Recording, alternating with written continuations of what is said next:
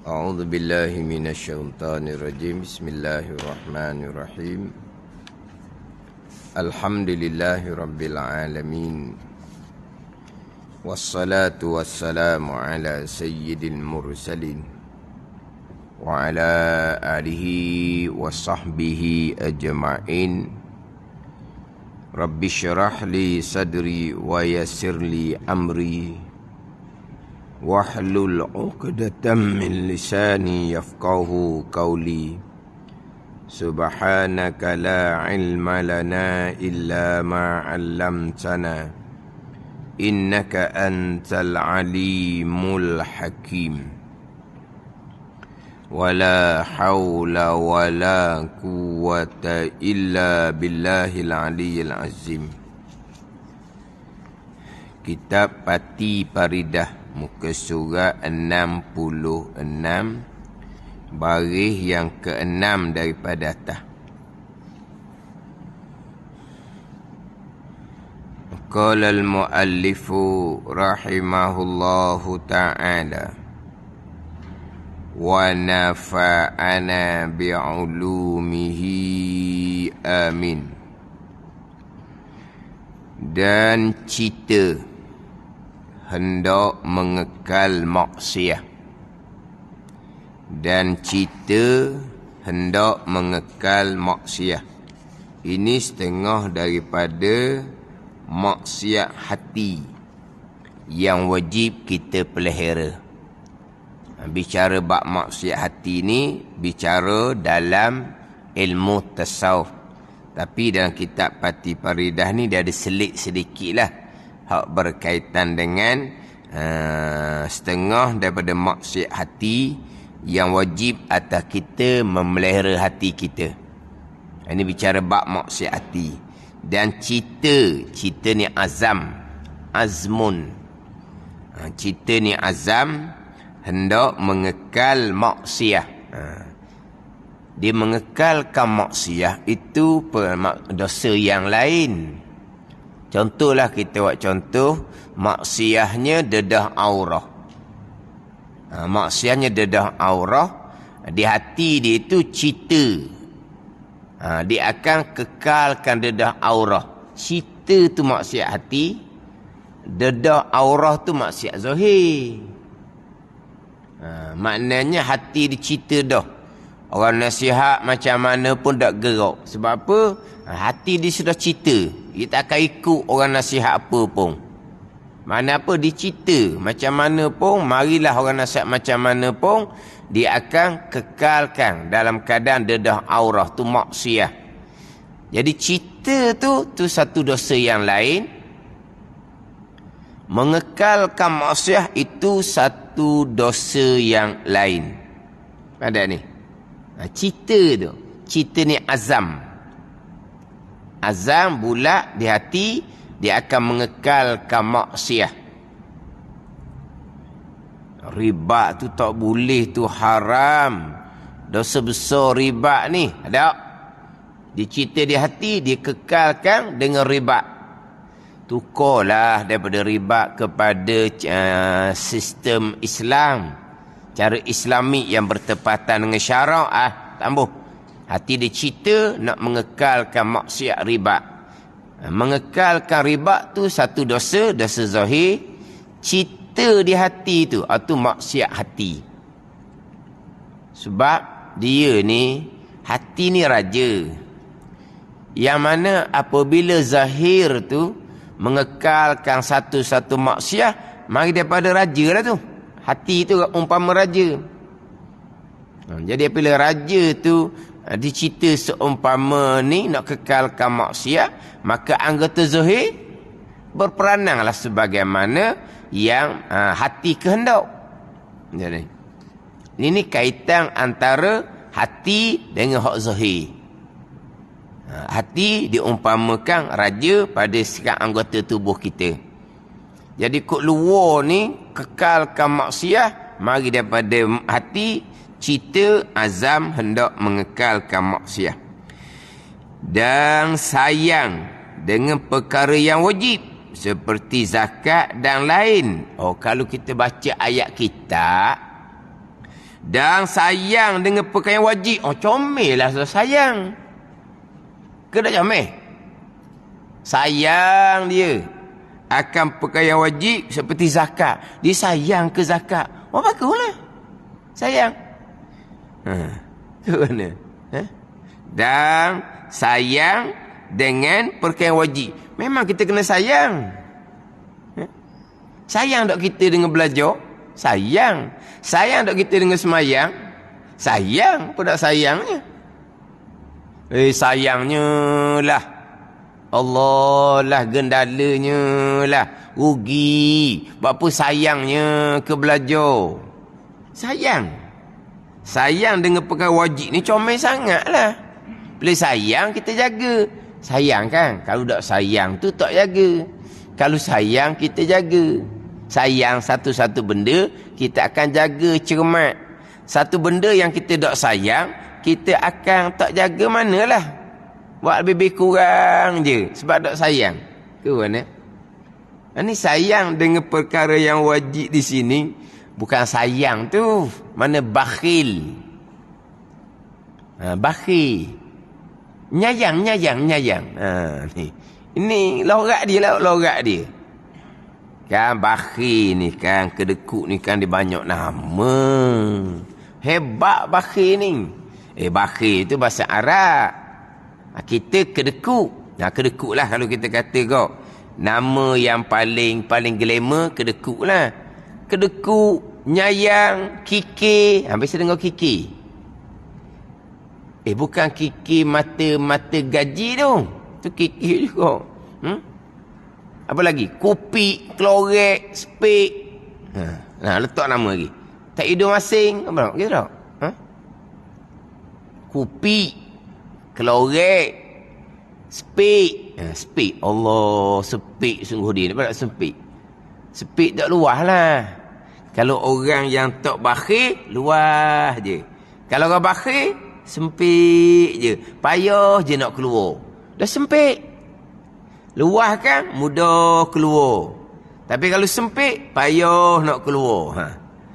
Nama kedekut ni memang banyak. Kalau saya sebut tadi, tahi hidung masing, ya ke tau? Betul lah. Apa lagi? Nyayang. Jadi sayang sini makna bakhil. Bukan sayang kasih tu bukan.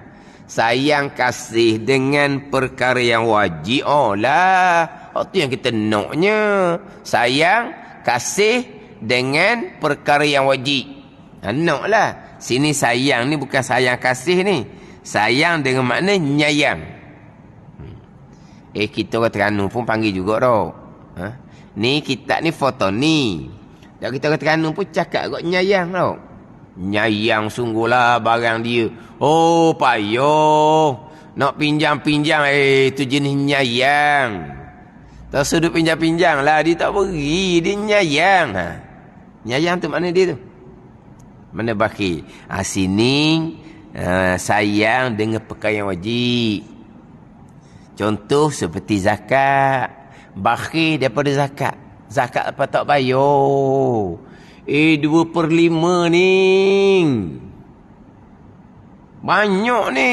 Kalau simpanan 100,000, 2,500. Tu kalau 100,000. Kalau 1,000,000 pula, 25,000. Ada ni? Betul tak? Kalau dia 2.5, kalau 100,000, 2,500.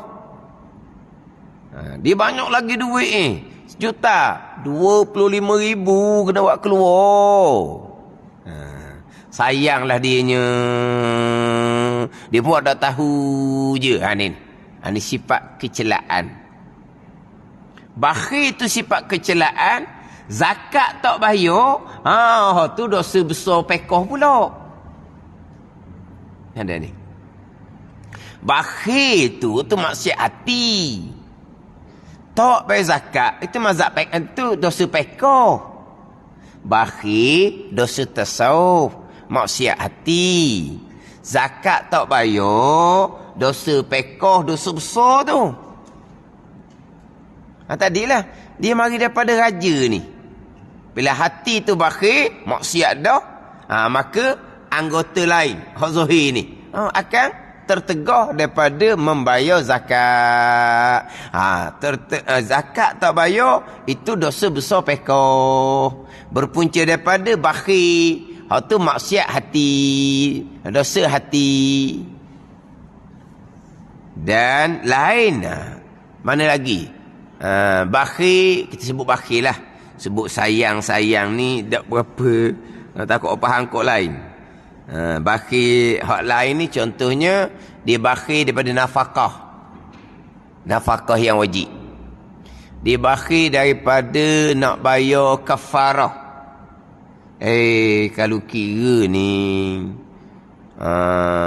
nak kena bayar kerana puasa yang ditinggalkan langkah tahun ni, tinggal pada masa umur belasang tu, umur 15, 16, 17, kalau mendengar umur balik dah, dak semayang 5-60 barulah nak bertaubah, kena qada balik puasa, kena bayar. Tu fidyah. Tu fidyah, kena bayar fidyah. Tu fidyah, hak wajib. Hak tadi kafarah ke, nazar ke, fidyah. Ini hak berkait dengan fidyah. Ribu nak kira tu, biar sayang. Ini barulah maksiat hati. Bakhil daripada hak kewajipan. Ada pun bakhil daripada perkara sunat, itu bukan maksiat hati. Ada ni, dia nyayang. Kalau ada kutipan-kutipan derma, wak masjid ke, wak madrasah ke, ataupun ada berlaku musibah nak tolong sesama kita ke, dia orang senang. Dia orang senang. Kaya raya, hidup mewah. Sepatutnya derma lebih sikit. Orang lain derma RM10, dia derma RM10. Orang lain derma RM10, dia derma RM5. Allah, kedekut sungguhlah haji ni. Haji ni kaya raya. Itu kedekut daripada perkara sunat. Itu bukan bakhil maksiat hati, tapi rugi akhirat. Rugi akhirat. Bukan comel, cuma tak kata berdosa. Jangan kita ni haji bakhil ni masuk neraka ni. Ni haji bakhil ni masuk neraka. Nanti kalau bakhil, Allah Ta'ala akan sayutawwakuna ma bakhilu bihi yaumil qiyamah tu. Sayutawwakuna ma bakhilu bihi yaumil qiyamah. Lagi akan dijadikan harta yang bakhil tu dengan kalung mana? Kalung daripada api neraka pada leher pada hari kiamat. Ingat tu haji. Hak haji bakhil tu nanti harta yang haji bakhil tu akan dijadikan kalung dari neraka, letak tekak, dihumban dalam neraka jahanam. Tu dak tu. Tu bakhil daripada kewajipan. Itu bakhil daripada kewajipan. Hak ayat ayat ni dalam surah Al-Imran ayat ke-18. Sayutawwakuna ma bakhilu bihi yaumal qiyamah. Selagi akan dibelenggu, selagi akan dikalungkan akan barang harta yang dibakhil itu dengan barang pada hari kiamat. Ni bakhil daripada kewajipan. Jangan kerana orang ni bakhil daripada sedekah jariah sunat, kita kata nanti harta tu akan dikalungkan daripada api neraka, letak tekak masuk dalam neraka. Cuba kira balik. Dia tidak melakukan perkara sunat, macam mana masuk neraka pula? Sedekah jariah ni perkara sunat. Dia tak buat perkara sunat, masuk neraka. Faham tak sunat ni apa? Ma yusabu ala fi'lihi wa la yu'aqabu ala tarkih. Itu sunat. Bunyi Arab. Arab pun, bahasa Melayu pun kita faham. Perkara yang diberi pahala kerana mengerjakannya dan tidak diseksa kerana meninggalkannya. Wajib, sunat, haram, makruh kan. Sunat ni buat boleh pahala, tinggal tidak berdosa. Wala yu'aqabu ala tarkih, dan tidak diseksa kerana meninggalkan perkara sunat. Dia tinggal sedekah jarak sunat, tidak diseksa. Tiba-tiba di kalung harta yang dibakar itu akan dijadikan kalung dapat api neraka, bubuh tekak akan dihumbang ke dalam neraka Jahannam. Tak kena langsung tu dengar. Tu kena letak kata wajib, tak boleh letak kata sunat. Sunat kalau wajib ya. Wajib kan? Ma yusabu ala fa'lihi wa yu'aqabu ala tarkih, tak wajib. Arak lah tu. Apa wajib ni? Barang yang diberi pahala kerana mengerjakannya dan diseksa apabila meninggalkannya. Ni masuk neraka kan? Tapi kita semua tahu belaka. Sedekah jariah tu sunat, besar pahala, akan jadi pahala yang berpanjangan. Tapi semua kita maklum, sedekah jariah tu hukumnya sunat. Tiba-tiba bakhil daripada hak sunat, perkara sunat, tiba-tiba akan dikalungkan daripada api neraka. Ayat tu kena letak molek. Dan memang saya pernah dengar orang mari kutip derma, dia baca ayat surah Al-Imran tadi tu. Sayutawwaquna ma bakhilu bihi yaumil qiyamah, tu akan dikalungkan daripada kalung api neraka dengan harta yang dibakhil tu pada hari kiamat. Dia baca ayat tu. Dia mari ni nak kutip derma untuk, saya pun tak ingatlah masjid ke madrasah ke gitulah. Jadi dia mari ceramah nak kutip derma masjid ataupun madrasah. Dia bukan mari nak kutip zakat. Dia wakil daripada Maidam. Contoh kalau di tempat kita, wakil dia Maidam, dia mari nak beri peringatan berkaitan dengan kewajipan bayar zakat. Dosa besarnya tidak bayar zakat. Dia baca ayat tu. Betul? Ayat tu betul? Ada ni. Harta yang dia bakir tadi tu akan dijadikan kalung api neraka, akan letak di tekak dia, akan dihumbang ke dalam neraka Jahannam. Itu betul. Kalau penceramah tu wakil Maidam mari untuk peringatkan berkaitan dengan besarnya kewajipan membayar zakat, besarnya dosa tidak bayar zakat. Cerita ayat tu. Ayat neraka tu, peringatan neraka pada orang bakhil. Bakhil daripada kewajipan. Jangan guna ayat hak bakhil dia kewajipan diletak kepada orang yang sayang daripada sedekah jariah yang sunat. Orang mari jauh-jauh nak masjid besar, nak madrasah besar, dia orang kaya. Tiba-tiba RM10 contoh. RM10 je dia bagi, Allah lah.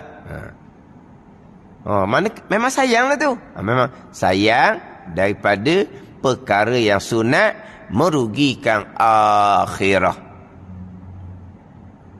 Dia ginilah contoh. Orang malah. Malah semayang, malah daripada semayang fardu. Neraka. Malah daripada semayang sunat. Tak neraka. Tapi rugilah. Orang malah semayang fardu pun ditinggal. Kadang-kadang semayang, kadang-kadang tidak. Malah. Tu neraka. Malah dia berkewajipan. Allah dia kau malah lah daripada semayang sunat. Orang lain semayang sunat belaka, dia tak peduli, duduk bersandar di dinding. Malah sungguhlah dia ni. Malah daripada semayang sunat. Berdosa. Berdosa apa? Tapi rugi akhirah. Orang lain boleh pahala semayang sunat, dia tak boleh pahala. Rugilah. Tapi tak berdosa. Sebab dia bukan malah dia kewajipan. Sebab bandingan. Mana kalau orang bakhil daripada hak sunat ni nak pergi ke mana? Nak pergi ke mana? Kita ni biarlah ada salah satu dari 3 perkara. Kalau tak ketiga-tiga pun, hak pahala yang berpanjangan. Kalau ada ketiga-tiga, lagi bagus, lagi comel.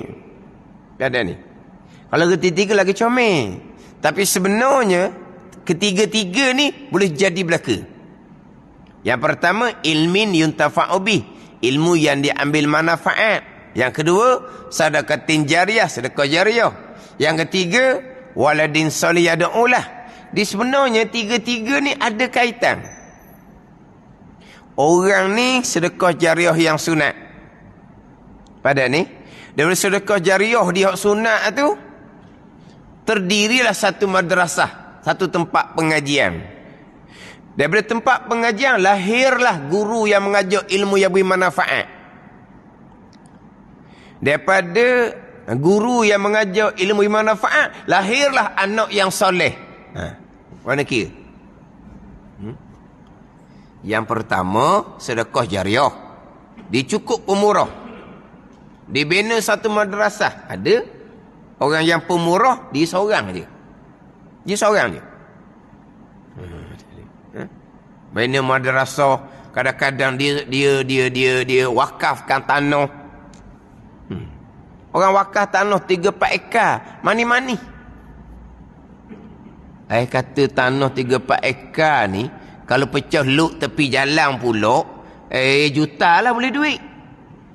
Juta boleh duit. Tapi dia heran. Tanah comel tepi jalan. Kalau pecah luk go 4 ekar boleh berapa luk? 4 kali 6 tau. 6 luk sekar. Tu dah. Ni cakap tanah ni. 4 kali 6 24. Bayangkan 24 luk. Juta boleh duit. Tapi dah wakaf untuk tempat pengajian. Wakaf. Macam surau imam tu wakaf. Kalau kira masa tu orang nak beli balik. Orang nak beli. Sejuta orang nak beli. Hak surau imam tu, hak luah-luah tu dibeli kemudian dah. Hak seberang jalan depan tu, surau imam losong siakat tu lah. Lorong siakat. Losong 5 perang dah. Kok depan tu beli kemudian. Hak tapak dia tu. Lepas tu orang diwakaf, orang nak beli sejuta. Tak silap lah. Dia bukan gitulah cerita dia. Ni. Dah ni nak wakaf. Dia nak wakaf.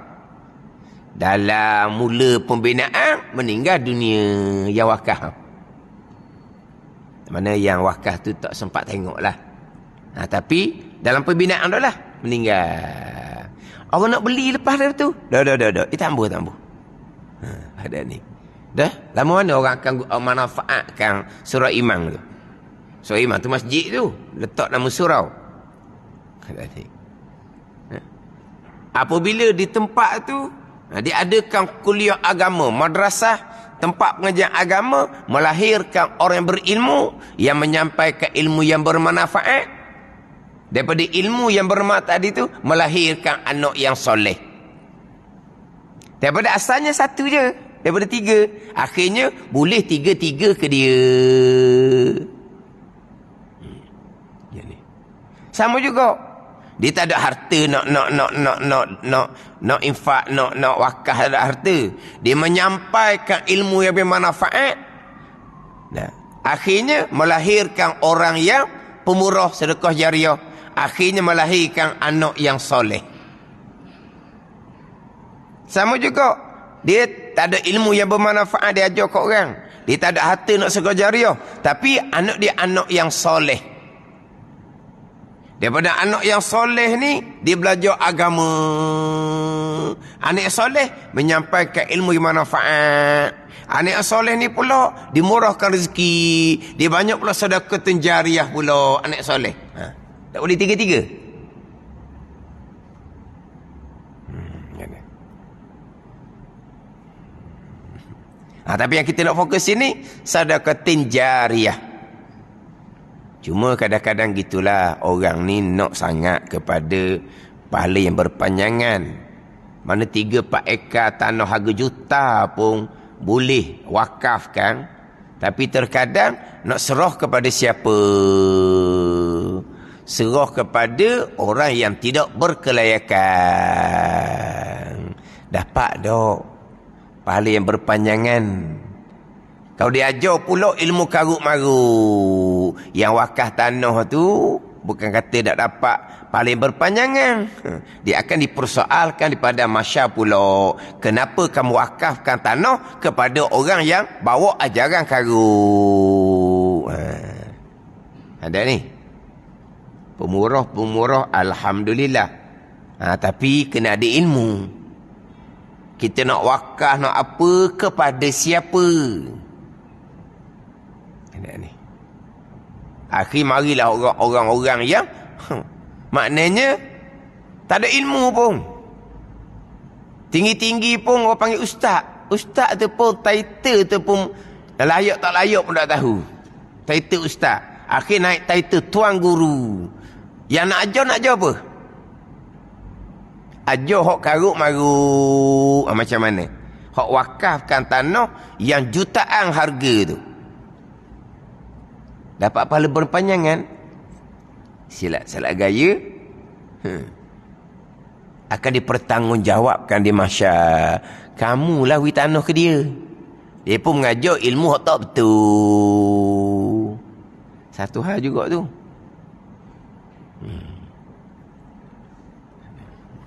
Kita nak derma masjid ke, madrasah, pondok ke, kena nilai lah. Kena kira. Hak saya kenal-kenal lah. Mari minta ustaz tolong cari derma. Tapi ada yang saya tak terima. Sebab dia nak buka tempat pengajian.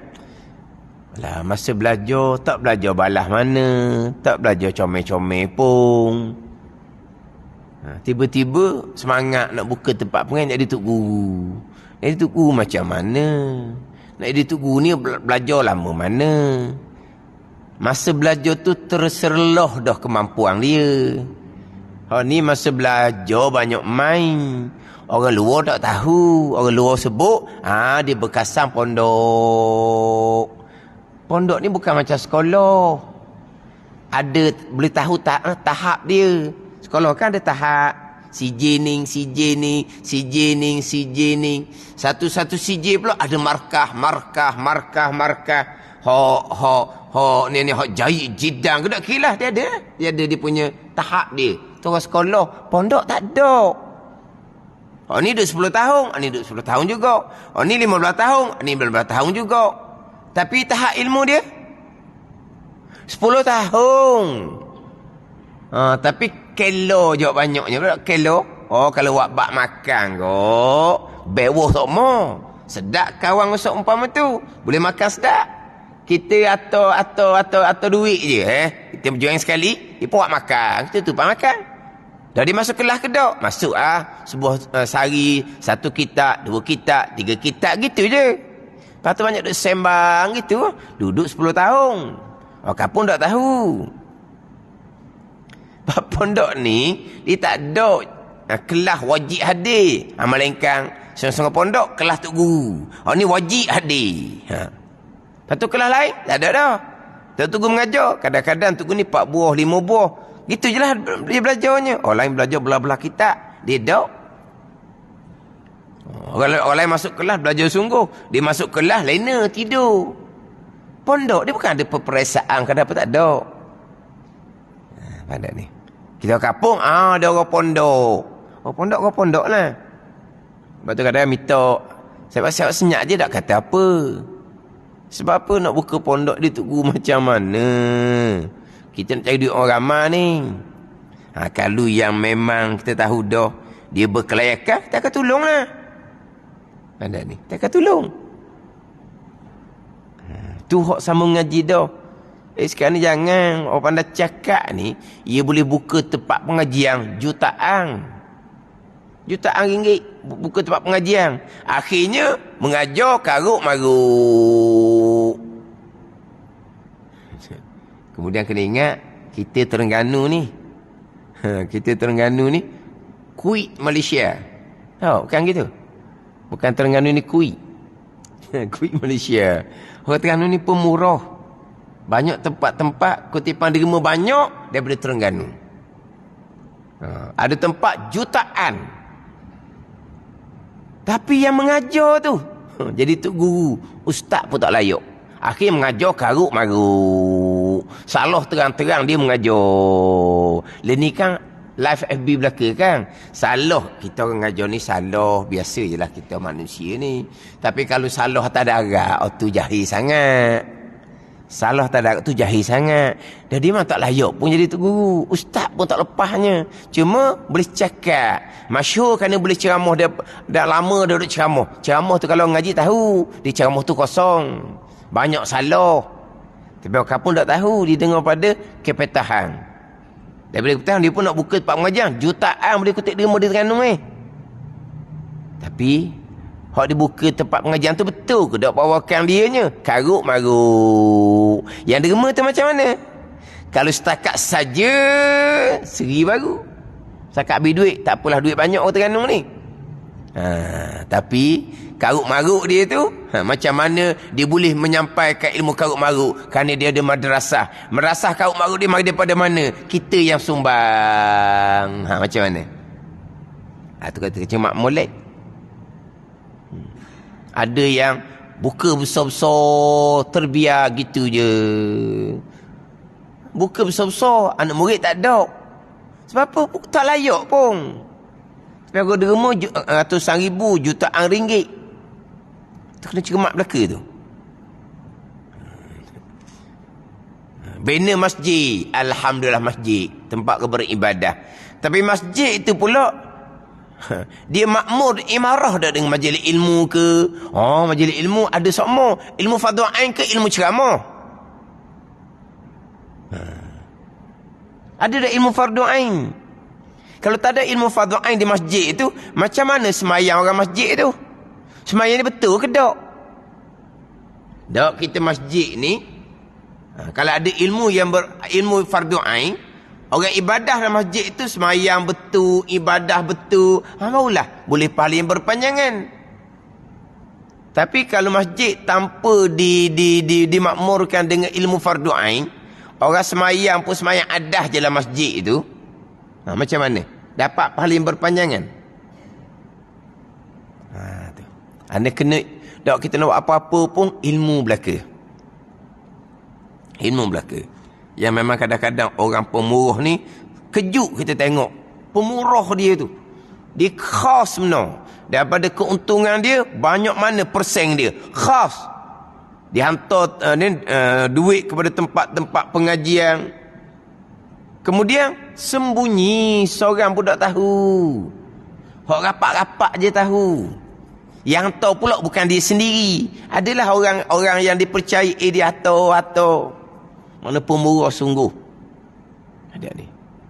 Kalau orang yang infak tadi tu, dia pula akidah betul. Kalau dia akidah salah, tak ada nilai infak dia tu. Tak ada. Walau anfaqta misla Uhudin zahaban fi sabilillah. Nabi kata, jikalau engkau infak nisbah walau anfaqta misla Uhudin zahaban. Jikalau engkau infak seumpama bukit Uhud besar dia, nisbah emas. Bukan batu, emas. Bukit Uhud besar mana? Batu dah. Zahaban, nisbah emas. Fi sabilillah, pada jalan Allah. Nabi kata tidak akan diterima hingga beriman dengan qada dan qadar Allah Subhanahu wa taala. Tengok tu. Jadi diinfak, akidah dia comel, sembahyang dia betul, hati dia ikhlas. Banyak mana diinfak, kemudian tempat yang betul. Tempat yang betul. Dia ada madrasah fardhu ain tauhid, tak ada. Fardhu ain fiqh, tak ada. Fardhu ain tasawuf, tak ada. Lepas tu dia ngaji Quran je. Ngaji Quran lah. Fardhu ain tauhid ada dak kelas dia. Fardhu fiqh ada kedak. Fardhu tasawuf ada kedak. Tak ada lagi apa tu fardhu ain. Tu semua kena kira belaka tu. Semua perkara balik kepada ilmu.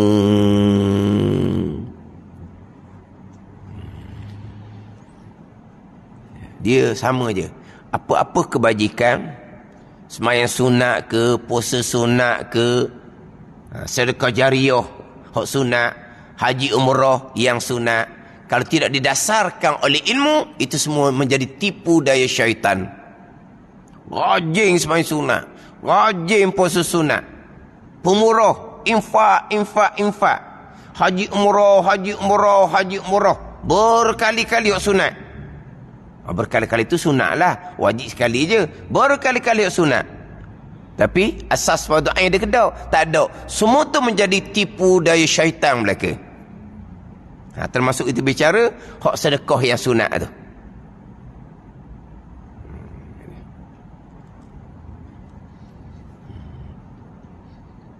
Tapi kalau Tuhan beri dia kekuatan ni, hati dia pemurah sungguh, jalanan agama dia betul, inilah untung akhirah. Untung akhirah. Dah banyak mana derma, untung akhirah. Macam surah Imam tadi lah. Infak. Orang nak beli pula. Tak. Sampai masa mati. Pahala yang berpanjangan. Selama mana surah Imam tu diambil manfaat. Ada kata kok. Dah. Bangunan batu kan. Ada kata. Kalau bangunan batu tu rosak. Bangunan lain pula. Tanah kekal. Yang tuang tanah ni. Wakaf tanah. Mana bangunan tu kena tukar dah. Ada apa-apa? Tanah kekal. Tanah tu akan kekal. Sebab apa? Sebab tanah tu sudah di gezek dah. Tak ada boleh kosek dah tanah tu. Tak ada boleh tipu dah tanah tu. Itu memang tanah wakaf. Tapi kalau jual boleh juta. Lepas tu mati tak ada rasa apa pun. Mati.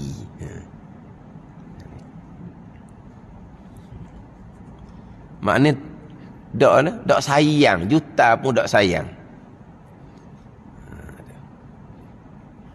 Hak tu hak pemurah. Dia panggil sakha. Sakhiyun. Pemurah pada perkara yang sunat. Pemurah pada perkara yang sunat. Kalau perkara yang sunat dia bakhil, tak berdosa, tapi rugi. Situ.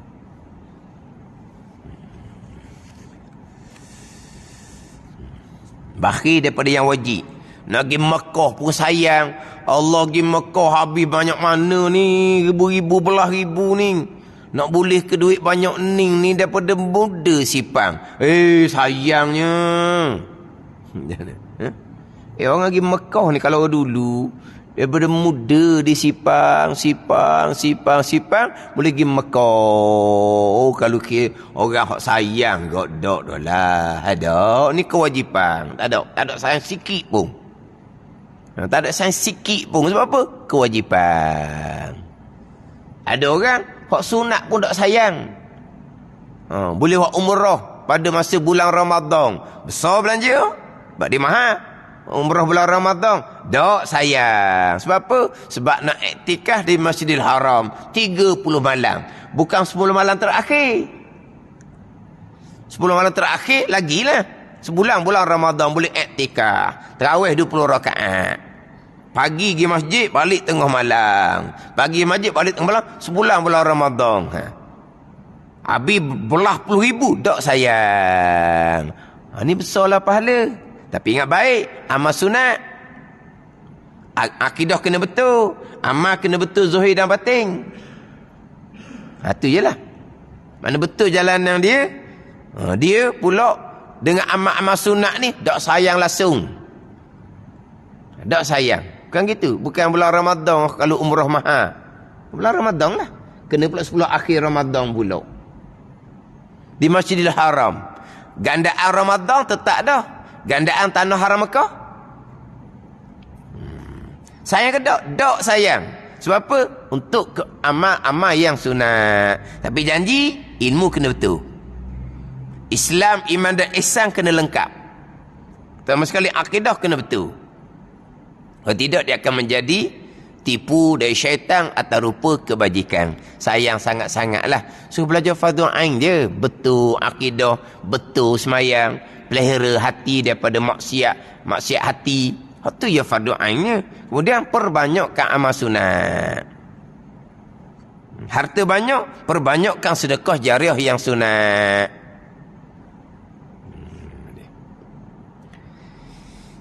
Jadi sifat maksiat hatinya adalah sayang dengan perkara yang wajib, bakhil dengan perkara yang wajib seperti zakat dan lain. Lain ni nazar ke, kafarah ke, fidyah ke. Oh, dia bernazar, Allah nak sembelih kambing, mahal kambing sekarang ni. Lepas tu mana? Buat senyap, hai. Tu maksiat hati tu. Akhirnya nazar yang wajib tu dia tak tunaikan. Tu maksiat zahir pula. Dah kena kambing pula mahal. Allah salah dah. Tak ada salah-salah dah lah. Wajib kena tunaikan nazar. Dia sayang bakhil daripada yang wajib. Itu maksiat hati. Dan jahat sangka kepada orang. Ni dia antara maksiat hati. Jahat sangka. Apa? Su'uzang dia panggil. Su'uzang, jahat sangka dengan orang. Itu di antara maksiat hati. Dia jahat sangka ni, kalau tidak ada qarinah lah, tidak ada tandaan. Kalau ada qarinah tandaan, tak orang jahat sangka tu. Macam ginilah polis kan. Polis dia tengok, dia pun, kenapa dia cek? Polis sangka tu dia sangka. Polis sangka dia tengok dah, muka dia tengok dah ni, jumpa polis nampak muka pucat. Muka pucat, polis pun timbul sangkaan di hati dia. Ni orang salah ni. Dia minta IC. Mari mana tu? Mari dia bersangkaan tu. Tapi polis sangka ada dia punya apa? Tandaan. Tengok muka pucat, dia polis. Dia tahulah tengok muka orang. Mari mana tu? Sangkaan mereka tu. Tapi itu panggil jahat sangka? Tidak. Sebab dia ada dia punya qarinah tandaan dia ada. Hak jahat sangka ni dia tahmah kejahatan min ghairi zuhuri muqtadiha dia panggil. Min ghairi zuhuri muqtadiha. Tak ada zahir pun dia punya dengung dia tu tandaan tak ada. Ni dah ni dia tengok muka. Sama juga dia masuk masjid. Hak jenis ni lentuk panggil apa? Hak jenis khoyar tu. Masuk masjid. Kena jaga tu, kena jaga. Kamu ni sangka. Tapi dia comel dah, pakai comel dah, berubah dah. Mu jangan harap budak tu, jangan dah harap. Kenapa? Dia berkasang cerita lama. Cerita sekarang ada tandaan ke tak? Lah dia berlakon. Tu maksud sangka jahat. Betul lah dia berkasang. Tapi dulu sekarang ni dia sudah berubah. Dah aku tak percaya dia. Dia berubah tu nak nyamar. Tu panggil sangkaan jahat. Tak zahir dah dia panggil apa? Muqtadiha mana apa? Apa panggil apa? Dengung-dengung tu. Dengung. Apa? Dengung pada dengung. Meh-meh, miri-miri. Tak ada. Hak dia berkasang tu cerita lama.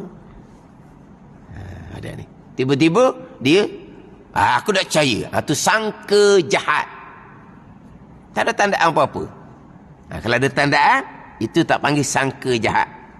Itu sangkaan yang dibenarkan. Dalam Quran tu kan, istanibu katsiran minaz zanni inna ba'daz zanni ismun. Kerana sebahagian ada zon tu berdosa. Jauhi oleh kamu akan kebanyakan daripada sangkaan.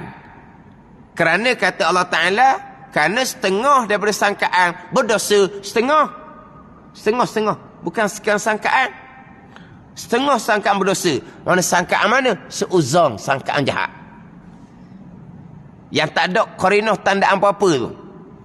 Adapun hak ada tandaan, itu bukan masuk sangkaan yang berdosa. Itu bukan masuk sangkaan yang jahat. Bunyi budak ni menangis pelik ni. Menangis pelik budak ni. Bukan menangis buat perangai. Ni menangis. Menangis sakit gini ni. Tapi kita nampak tak apa yang berlaku di dalam rumah dia? Kita tak nampak. Maka dia panggil sangka. Sangkalah. Sebab tak nampak. Ya, apa berlaku di dalam tu tak nampak. Tapi kita camlah. Menangis kesakitan ni, menangis pasal mana. Maka tu kena ambil tahu. Mari dia bersangka. Kamu ni sangka buruk. Sangka ada sebab. Nak buat macam mana? Kita tak ada keberanian. Kita beritahu pada pihak berkuasa. Bila mari periksa apa yang berlaku sebenarnya. Ada gitu. Kan kadang-kadang kan, bila polis mari. Sebab apa? Berlaku kematian kerana kanak-kanak didera. Rumah-rumah papang biasa. Rumah berdekatan. Mana mungkin jiran langsung tidak perasan. Sebab di kanak-kanak didera tu ada kesan baru, ada kesan lama. Ada kesan baru, ada kesan lama. Tak baca surat khabar?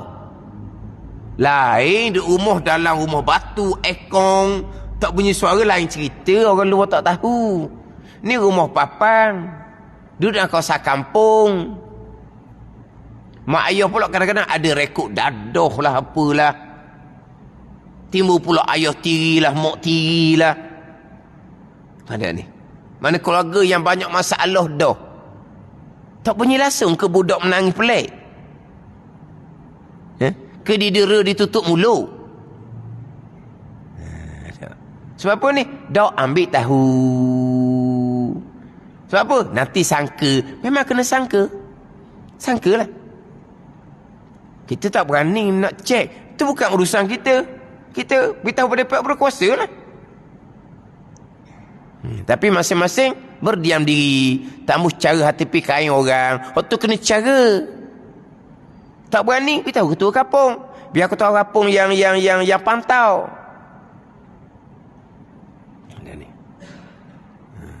Dia sangka jahat dengan tidak ada sebarang tandaan. Nampak molek pakai. Tak dicaya pakai molek pun orang sekarang. Kenapanya? Dia mari pakai molek. Lain tadi. Mari hok lentuk tu. Lentuk ke apa? Mari khoyak. Tu orang makcik kena beritahu tu. Beritahu kepada hok bahagian keselamatan. Kan ada kan? Dia ada bahagian keselamatan kan? Beritahulah orang keselamatan. Masjid kita ni ada orang luar mari ni. Keadaan dia mencurigakan. Kena beritahu keselamatan. Sebab dia punya kelakuan dia mencurigakan. Kalau tidak dikenali, kelakuan tidak mencurigakan, jangan kita sangka jahat pula. Jangan sangka jahat. Ni sangka jahat ni dengan tidak ada sebarang tandaan. Boleh dipanggil sangka jahat. Itu dosa hati. Dia pun cakap kot luar. Tu jadi fitnah pula. Itu dosa lidah. Hak ni sangkaan dalam hati semata-mata. Ambillah. Dan menghina kepada manusia dengan tidak betul jalan syarak. Hina ni di hati. Faham tak ni? Bukan dia menghina dengan perkataan. Itu maksiat zahir. Dia menghina dengan pandangan ekor mata, jeling tu. Itu maksiat zahir. Bukan dia menghina orang dengan pandangan ekor mata, dia antara dosa yang besar. Kan ada orang kan? Dia jeling dengan ekor mata, dia pun kenyik-kenyik, dia isyarat ke kawan dia. Mulut tak cakap, itu nak menghina orang. Mana pun, mari mana dia ni? Duduk tempat puak kita ni, puak lebih ni. Dah lah pakaian. Pada ni. Dia pun keling, jeling kawan dia. Isyarat. Mulut tak bunyi, tu dosa besar. Dia menghina orang. Ni dak ni. Dia menghina dengan hati dia. Dia menghina dengan hati dia. Dengan tidak betul jalan syarak. Hak betul jalan syarak macam mana? Dia pandang hina akan perbuatan yang derhaka kepada Allah. Itu memang kita kena benci. Kena hina perbuatan yang salah tu. Perbuatan. Memang hati kita tak berkenan. Berat sangat cara perbuatan ni. Itu betul jalan syarak. Sebab dia langgar hukum. Hati kita ni. Mana pun Allah, aurah di dedah. Ni. Tak ni. Aurah di dedah. Memang hati kita benci, pandang hina. Tambahan pula dia buat secara macam nak menunjuk-nunjuk pula dah. Ada orang sengaja macam nak tunjuk kat orang lah. Nak tunjuk kat orang. Dia ni orang berani dengan hukum Tuhan. Dan bermudah-mudah dengan maksiat. Ini bicara hati belaka ni. Yang mudah je dengan maksiat. Dia bermudah zahir. Tu maksiat zahir ni bicara bab hati. Hati dia bab maksiat. Ringan. Mudah je. Mana hati dia tidak anggap maksiat ni satu benda yang besar di sisi dia. Tu dah sekecil je. Hati dia. Tu dah sekecil je. Cincai je. Dia buat mudah dengan maksiat. Derhaka kepada Allah. Itu maksiat hati. Hak zahir dia buat maksiat. Itu dah selain pula. Ini bicara berkaitan dengan maksiat hati. Habislah. Daripada maksiat hati pergi kepada maksiat anggota zahir. Pelihara diri kita daripada maksiat. Ini maksiat zahir pula. Hak terdahulu maksiat hati. Hak ni pelihara diri kita daripada maksiat zahir. Dan wajib pelihara diri kita daripada maksiat seperti makan riba, itu maksiat zahir. Dan minum perkara mabuk, itu maksiat zahir. Dan makan harta anak yatim dengan tidak sebenar, itu maksiat zahir. Dan makan perkara haram. Dan mengumpat, itu maksiat zahir belaka. Dan pelaga orang. Tahu pelaga orang? Pelaga orang macam pengadil tinju tu lah. Dia tengah tu kan. Dia pelaga orang tu kan. Dia pengadil tinju tu. Dia kan. Kan dia marah kan. Hak ni lari. Lari seorang. Seorang kejar, seorang lari, seorang kejar, lari. Kan dia marah kan. Dia suruh masuk lah. Kan dia kan. Main tinju. Seorang cari, seorang undu. Kan dia pengadil suruh. Ni masuk. Pelaga orang. Bukan tu. Ni pelaga orang apa? Namimah. Yang kita panggil lalat ijah. Batu api. Apa lagi? Golok apa? Golok mata dua apa? Apa nak ni? Namimah. Dia apa? Dia api-apikan. Mengumpat dosa besar. Namimah lagi besar dosa dia. Ni pelaga orang. Dan dusta dan memaki dan melihat aurah dan dengar mengumpat. Dengar mengumpat tu maksiat telinga. Dan mengurang sukatan dan timbangan dan khianah dan mencuri. Ni semua dia panggil apa ni? Maksiat zahir. Ini kalau kira-kira masuk pekoh pula. Kitab Fatih Faridah, kitab Tauhid. Dia ada selangi lah. Maksiat hati dalam ilmu tasawuf. Ini maksiat zahir dalam ilmu pekoh pula. Barulah dia akan bicara hak berkaitan dengan kematian. Ni bicara sebelum mati nak cerita dulu maksiat hati macam mana. Maksiat zahirnya macam mana. Wallahu a'lam.